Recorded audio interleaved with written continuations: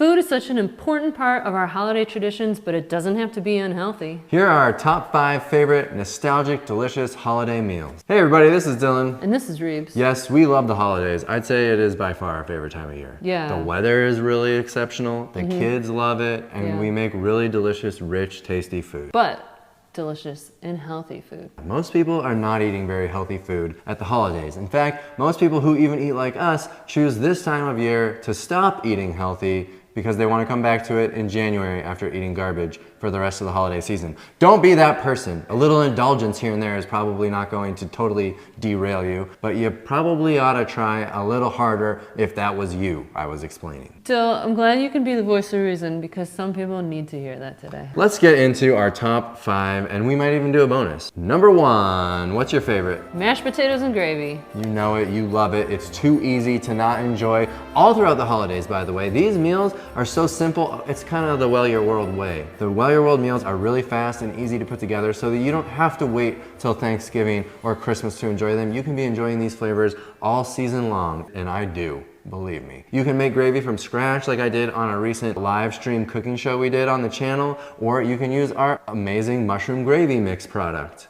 Our mushroom gravy mix is so easy for making a fast, delicious gravy, but making one from scratch really doesn't have to be very difficult. A little saute, add some things, blend it up if you want it blendy, and boom, you've got gravy. Throw it on potatoes. And potatoes are as easy as throwing them in the Instant Pot and then mashing them up. And what do people say is their favorite part of Thanksgiving, Christmas? It's the mashed potatoes and gravy. This is comfort food. I was so relieved when I found out that we could still eat comfort food and that it was actually healthy and I didn't have to cut out complex carbohydrates. No, I just had to make my potatoes without butter.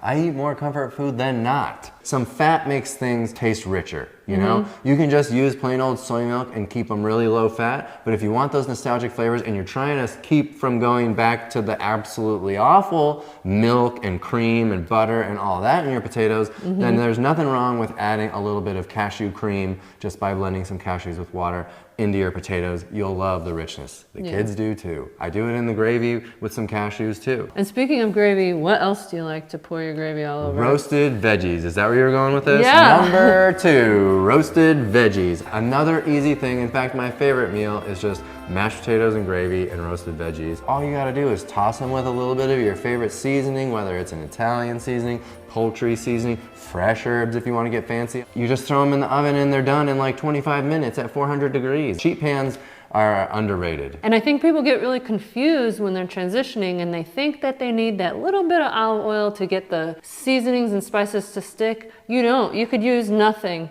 and then they'll stick, or a little bit of aquafaba, bean juice, a little lemon juice, and get that to stick in that way, or balsamic vinegar. Yeah, that's great, or some veggie stock. That's your liquid that's gonna make everything stick together, and I promise you, it really works. Line the pan with parchment paper and you're good to go. Why not make it a little extra and fancy by using some seasonal vegetables you don't usually buy? Yeah, like butternut squash. It can be a little challenging to chop from scratch, but you can often buy it already ready, chopped in the fresh produce section in a bag. I love cauliflower. I love fennel bulb chopped up. That's so good. Radishes are actually really good. Radishes are really good. Can you tell we love food? We do love food, and we don't hold back. And people think this is a diet of deprivation. Nope.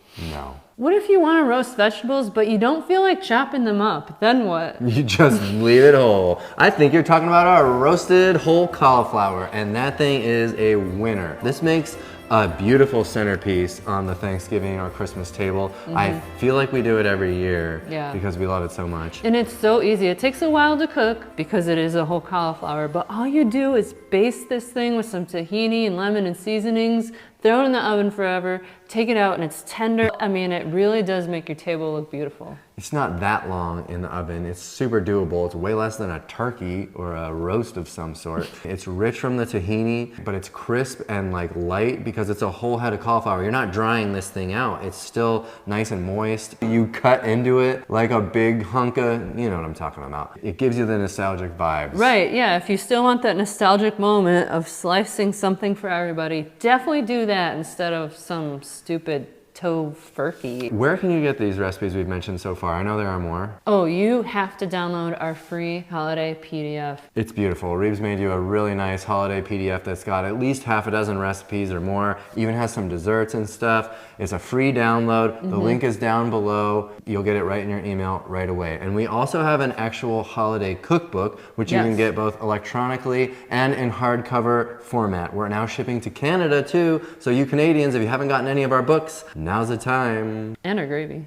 And our gravy. You can get our food products there too. Of our 5 cookbooks, the holiday one's my favorite. The recipes are all like just amazingly perfect for holiday meals and all year. But we kind of curated it to give you holiday vibes, and Reeves nailed it. So don't miss that free guide at the very least. On to number 4, what is it, Reeves? It's Thanksgiving leftovers. You know what I'm talking about? I do know exactly. It's that turkey sandwich vibe. Our no turkey salad is so delicious, so nostalgic, and so healthy. I don't know how we did it, but it really does have that leftover turkey sandwich type of vibe and flavor. It's not just like our chickpea salad, it's our no turkey salad, and you've got to try it. It is awesome. It's in the guide too. Yeah, I love it on toasted bread like a sandwich because it's got that creaminess, kind of like from mayonnaise, and then it's got the chickpeas for the heartiness, and then it's got the cranberries that give you that Thanksgiving flavor, and then it's got celery for that little crunch, and it's just the most amazing salad. And speaking of cranberries, I don't feel like it's Thanksgiving or the holidays unless I have cranberry sauce. And what do? Just like gravy, I pour it on everything. So it sounds pretty simple, but I have to throw it in there.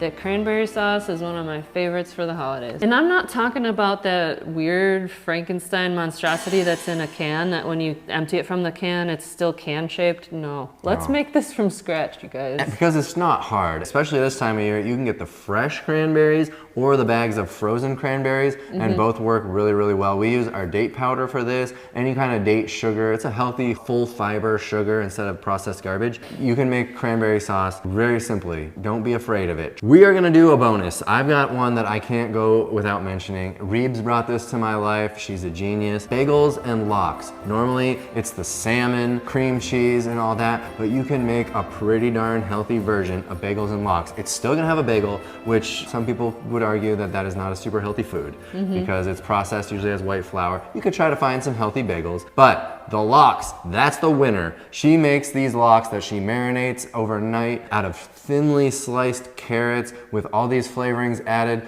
that are all just regular things you can find at the store, nothing fancy that you need to do. It is really, really easy, and it has a ton of flavor, just like the old lox used to have. And you can throw on some thinly sliced red onion. If you had to use a store-bought, what's the brand of cream cheese that actually is oil-free? Is it Kite Hill? Kite Hill. That one is a pretty healthy version of a cream cheese. If you had to buy it from the store, it's gonna be rich, but any cream cheese we make is gonna have some nuts or tofu or something that makes it rich anyway. So you don't have to pass everyone up when they're enjoying the bagels and lox at the brunch table. What else, Reeves? Any other bonuses? Yeah, you know, here we go, a wassailing again. I love a holiday beverage. Hot cocoa didn't make the list because I really love the wassail even more. And it's, again, really easy. Some orange juice, apple cider, chopped up apples and oranges if you want, and just let this simmer with some cloves and all those different things. Put it in your thermos and go right around looking at the Christmas lights. We do that. These are some great holiday ideas. I hope you're getting into the spirit and feeling like you're ready for a healthy